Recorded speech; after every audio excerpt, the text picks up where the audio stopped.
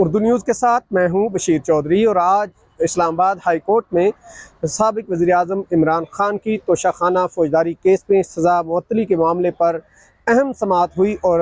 یہ سماعت کل تک ملتوی کر دی گئی ہے، جس کے باعث آج کے دن میں عمران خان کی سزا معطل ہونے کی امیدیں جو ہیں وہ دم توڑ گئی ہیں۔ آج کے دن عمران خان کے وکیل لطیف کھوسہ نے عدالت کے سامنے دلائل دیے، اور انہوں نے کہا کہ ٹرائل کورٹ کے اندر اسلام آباد ہائی کورٹ کے حکم نامے کو نظر انداز کرنے کے ساتھ ساتھ عمران خان کا جو حق دفاع تھا وہ بھی ختم کیا گیا، اور اس کا بھی خیال نہیں رکھا گیا، جس سے ان کے آئینی حقوق متاثر ہوئے، اور اس کے ساتھ ساتھ عمران خان کے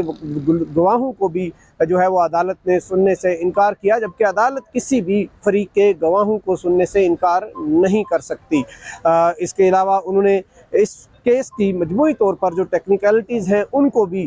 زیر بحث لایا، اور کہا کہ الیکشن کمیشن اس معاملے پر کارروائی کرنے کا مجاز نہیں تھا، کیونکہ آئین کے اندر اور قانون کے اندر طے شدہ وقت گزر چکا تھا۔ اس کے ساتھ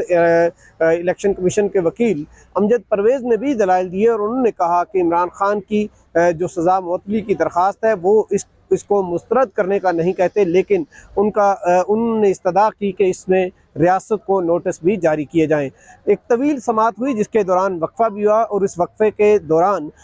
سپریم کورٹ میں بھی ایک سماعت ہوئی جو اسی معاملے پر سپریم کورٹ میں 3 درخواستیں عمران خان کی لیگل ٹیم نے دائر کر رکھی تھی ہوئیں، اور سپریم کورٹ نے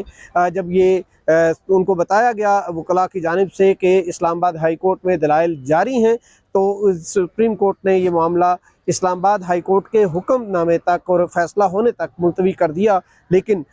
تھوڑی دیر بعد جو